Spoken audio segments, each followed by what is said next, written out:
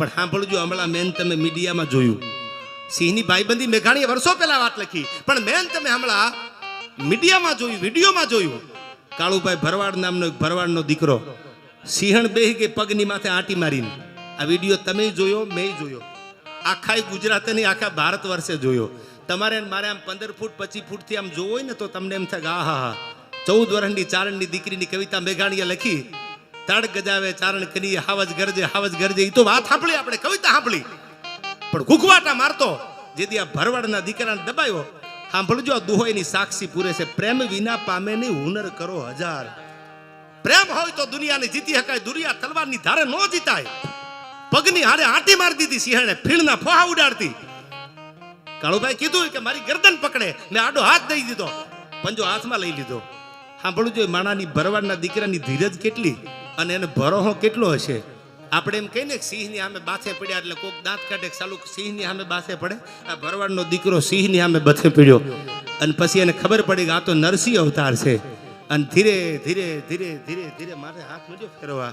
પણ જેમ પ્રહલાદ માટે થઈ અને હિરણ્યકશ્યપને મારવા જેમ નરસિંહ અવતાર ભગવાને ધારણ કર્યો અને પ્રહલાદ બાજુમાં જઈ અને સમજાવે, કારણ કે ક્રોધ એટલો હતો. નોર વધાર્યા, હરિએ નોર વધાર્યા, રાતે નો મરું, દિયે નો મરું, બાર નો મરું. અને તેથી ઉમરામાં બેહારીને ખોળામાં લઈને જેથી નોર વધારી અને આ મારણ કરવા માટે જેથી નરસિંહ અવતાર ભગવાને ધારણ કર્યો. અને નરસિંહ અવતાર ધારણ કર્યા પછી લોહીના ફુવારા ઉડતા હતા, ફાડી નાખ્યો હિરણ્યકશ્યપને, ભૂમિનો ભાર ઉતાર્યો. પછી પ્રહલાદ સમજાવવા જાય છે. ક્રોધને હમાવે કોણ? એક નાનો એવો પ્રહલાદ જેને હાથ ફેરવે છે મારા બાપ. પછી ખબર પડી કે હિરણ્યકશ્યપને તો ફાડી નાખ્યો.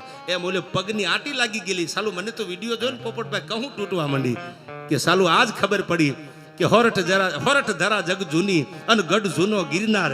જે હાવજડા હાંજણ પીએ એના નમણા નરને એના હેઠા પાણી પીધા હોય આમાં એવા જ હોય. પગની આંટી લાગી ગયા પછી ધીરે ધીરે ધીરે ધીરે કેહવાળીમાં હાથ ફેરવે છે. સિંહણ હતી, ગરદનમાં હાથ ફેરવે છે. મારા બાપ હવે મારું તો તું જીવાડતો, તું હવે મોતના મોઢા સામે બેઠો હતો. સાહેબ 15-20 મિનિટ હાલ્યું. અને પછી તો મને લાગે છે કુદરત હોય ને, પ્રેમ વિના ફામે ને હુનર કરો હજાર. એ હુંવાળો હાથ માથે ફેર્યો, આમ ખબર પડી કે આ તો મારો દીકરો છે. જેમ પોતાની માને વાલ કરતો હોય એ સિંહણ હતી હામી. એનો પ્રેમ જો, એની લાગણી જો, એનો વિશ્વાસ જો. બાકી જેવા તેવાને તો હાર્ટ એટેક આવી જાય અને લોહીની ઉલટી મંડે થવા ભાળેતા. પણ એની ધીરજ કેટલી! કીધું છે ને કઠણ છે આ. ખોરા કેવા વગડામાં રહીને જીવ્યા હોય, ભગવાન ઉપર ઠાકર ઉપર ભરો હોય એટલો. હે નગા લાખાના ઠાકર, હે દ્વારકા વાળા, હે મારા બાપ, આબરૂ રાખજે, લાજ રાખજે. અને પછી આમ હાથ ફેરવતો, તમે નક્કી કરો પગની આંટી લાગી ગઈ હતી ગોપાલ. એ સિંહણ ઊભી થઈને પાછી હાલતી થઈ ગઈ. આથી દુનિયામાં પ્રેમનું બીજું પ્રતીક ક્યાં જોવા તમને મને મળશે? એક જનાવરને, એક સિંહણને, એક સિંહને ખબર પડે કે પ્રેમ કરે. એટલે હું કહું છું કે દુનિયા જીતવા માટે તરવારની જરૂર નથી, પ્રેમની જરૂર છે. અને આવો પ્રેમ કરવા આપણે બધા મળ્યા છીએ. જો હું ધારું તો 2 કલાક બોલું, શૈલા બાપુ ધારે તો 2 કલાક બોલે, કીર્તિદાનભાઈ ધારે તો 2-3 કલાક ભજન કરે, બધા 2-3, 5-5 કલાક બોલે. એવા કલાકાર બહુ જાજા છે. બાપુનો ભાવ છે, પ્રેમ છે. અને રાણા બાપુના આમંત્રણને માન આપીને બધા આવ્યા છે. ત્યારે મને ગમતું પાત્ર 1971ના યુદ્ધમાં જેને બોર્ડર ઉપર પોતાના પ્રાણ નેછાવર કરી અને આપણી ભૂમિની, માતૃભૂમિની રક્ષા કરી, એના માટે આ છેલ્લો સંત કરીને મારા શબ્દોને વિરામ આપું અને પ્રાર્થના કરું આ તોરણિયાના પાદરમાં. હે નકળાંગ, હે પરબના પીર, મારા બાપ અમારા ઉપર એવા આશીર્વાદ રાખજે. આ રાણા બાપુ બેઠા છે ને બોલું તો રૂડું લાગે એમ થાય વખાણ કર્યા, પણ એવો જ રાણા બાપુનો સ્વભાવ. સરળ સ્વભાવ અને મનકુટી લાવી યથા લાભ સંતો સદાય. આ બાવલીએ કાયમ દાંત જ કાઢ્યા છે, કોઈ દી મોઢું બગાડ્યું જ નથી. અમુક માણાને મળીએ ને આપણને પોઝિટિવ ઉર્જા આવે, અને સાલું અમુકને મળીએ ને તો આપણને એમ થાય કાં એ વૈયા જાય સારું ને કાં તો આપણે વૈયા જાય. એવા મોઢા ઓશિયાળા કરીને બેઠા હોય, જાણે કેમ આપણે ઉસીના લેવા આવ્યા હોય. એ પાછા દેવાના ન હોય અરવિંદભાઈ, પણ એવા સાલા આપણને નેગેટિવ આવે. રાણા બાપુને જ્યારે જોવો ને ત્યારે દાંત જ કાઢતા હોય. અને મને તો એ નામ જ એટલું ગમે છે. સાલું નામ કેવું, નામ એવા ગુણ આવે. કોઈ ખવડાવીને રાજી થાય, કોઈ આપીને રાજી થાય, કોઈ દિલથી. તમે ઇતિહાસ વાંચી લેજો. જેવા નામ માધવ નામ હતું, કરશન નામ હતું, અરવિંદ નામ હતું, અર્જુન નામ હતું. અર્જુન એટલે પાર્થ, યોગેશ્વરનો સંઘ હતો ને પાર્થ હતો લડનારો. પાર્થ એટલે અર્જુન, અર્જુન એટલે પ્રાર્થ. આ જેટલા નામ હતા એના ગુણ હતા. અટાણે જો આપણે પેલા ગંગામાં, જમનામાં, કાવેરીમાં બધા નામ હતા ગોપાલ. એની પછી ઉંમર થઈ જાય ને 60-70 એટલે આપણે ગંગામાં કહો તો આપણું મોઢું ભરાઈ જાય કે કેવું રૂડું લાગે. અટાણે તો સ્વીટું આવી. હવે આ મોટી થાય તેને સ્વીટુમાં કહેવાનું. ચિંટુ આવ્યું. હવે તમે નક્કી કરો સાલું નામ ક્યાં વહી ગયા? ચિંટુ ને પિન્ટુ ને મોન્ટુ ને આપણને સાલું એમ થાય કેવા કેવા નામ હતા. નામમાં ક્યાંક ભગવાનના નામ આવતા હતા. મારું નામ તો મને કોઈ, હું નામ નહીં દઉં, મને કોઈ પૂછ્યું કે આ દેવાયત નામ છે તો મને કે આ તો બહુ જૂનું નામ નહીં. મેં કીધું મને બહુ ગમે છે આ દેવાયત નામ, ભલે જૂનું નામ છે, મારે એમાં કાંઈ સુધારા કરવા નથી. આ દેવાયત બરોબર છે, કારણ કે મને ખાલી સાંભળું ને દેવાયત બોદરની વાર્તા હતા, રૂવાડા ઊભા થઈ જાય. હા હા, પોતાના દીકરાને આપી દીધા, આંખું કચડી નાખી. દુનિયા જાકારો દિયન રાખે ને ઘરમાં રાણ, તેદી માથા હાટે મૂલવે ઈ તો આઈર તમારા હેંથાણ. અને બીથી બીજો દો હકાવ તો દેવાતે પુત્ર દિયો. કોણ દેવાત? જાવા લીધર બોલીદરના પાદરમાં દેવાત. દેવાતે પુત્ર દિયો જેદી ગઢ રાખણ ગિરનાર. જેદી જુનાગઢને જરૂર પડી ને તેથી દેવાત બોદરે પોતાનો દીકરો આપી દીધો. દેવાતે પુત્ર દિયો જેદી ગઢ રાખણ ગિરનાર.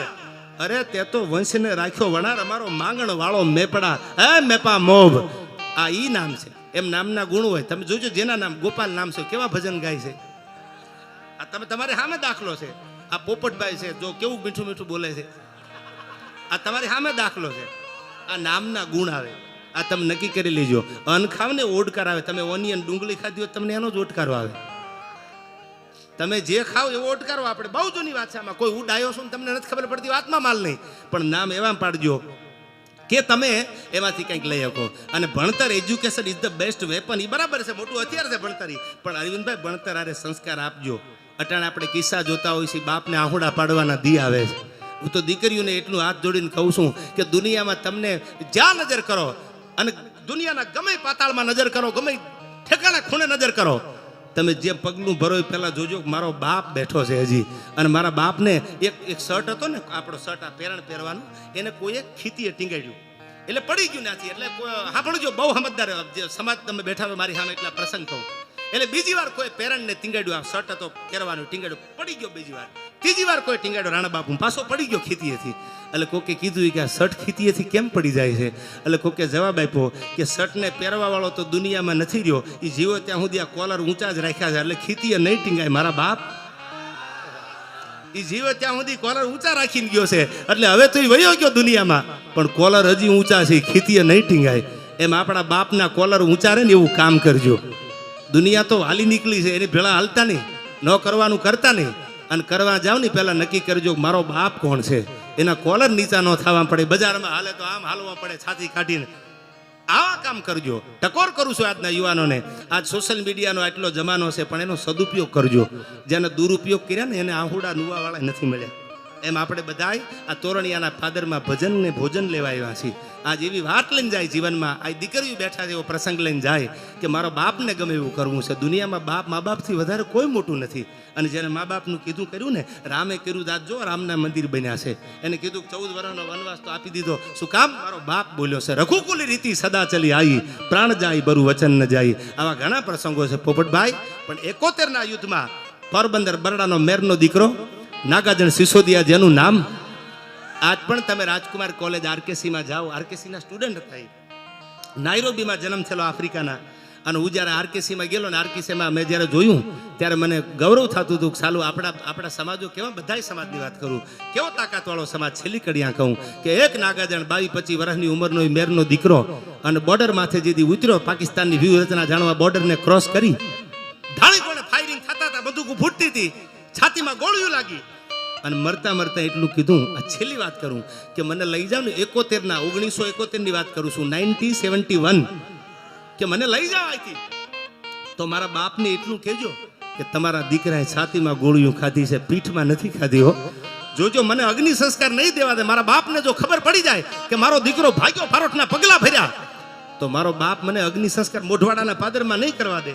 મારા બાપને કહેજો કે તારા દીકરાએ હામી છાતીએ ગોળીઓ ખાધી છે. આટલું બોલી 1971ના યુદ્ધમાં માણસે ખોળિયું ખાલી કર્યું, તિરંગામાં ડેડ બોડી વિટાળી. અને આજનું પોરબંદરનું મોઢવાડા ગામ, આજ પણ મોઢવાડાના પાદરમાં જાવ, ટીચિયું ઊભું છે ને, અને મોઢવાડાના પાદરમાં એકે તે ઉથાપિયા ટીંબા જામ તણાઈ નાથા મોઢવાડિયા જેવા, નાથા ભગત જેવા. અરે 11 મેર અભંગ લોકોમાં લેખાત. અરે નાથા જન્મનો થાત, તારો વંશમાં વાસિંગ રાઉત જો નાથો મોઢવાડિયો ન હોત ને, તો દુનિયામાં ઓળખ ન થાત. નાથા ભગત જેવા એ મોઢવાડાના પાદરમાં ડેડ બોડી આવ્યું. અને આમ જ્યાં તિરંગો આંગો કર્યો પોપટભાઈ, પણ ત્યાં તો છાતીમાં ધાણિયું ફૂટે એમ ગોળી લાગી ગયેલી. અને તેથી આ દેશના આર્મીને, આ દેશના એક દીકરાને લાડ લડાવતા કવિએ છંદ લખ્યો કે કેવો લાગે છે પાકિસ્તાનની બોર્ડર માથે મારો નાગાજણ સિસોદિયો નાગાજણ મોઢવાડિયો. છેલ્લી કડીમાં આયા કે સિસોદિયાની વડી શાખાન મથક ઉપર મેરનું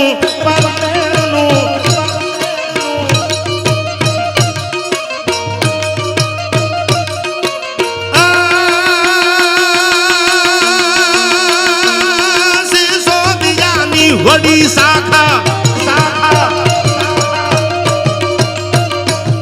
સિસોદિયાની વડી શાખા મથક ઉપર મેરનું લડવા તણી વીરતા ને રીલ વટક લેતા વેરનું મોટા મહાબલવાન એવા દાખલા દુનિયા ભણે રાજુ બિરબરણ મોરચામાં નવડ પડ નાગા જણે યાદ નવડ પડ નાગા જણે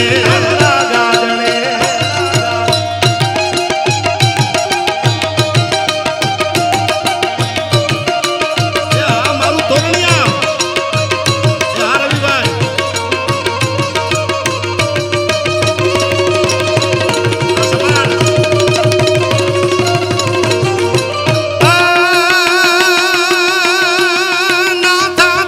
શુભ નામ રામે નાથા તણું શુભ નામ રામે કોટડે ઉજ્જવળ કર્યું.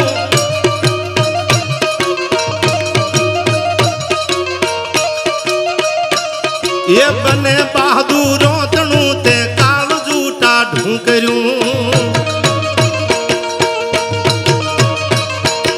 તે તો ચડાવ્યા અંબર પાણી ઘણમુલા વરસે ઘણે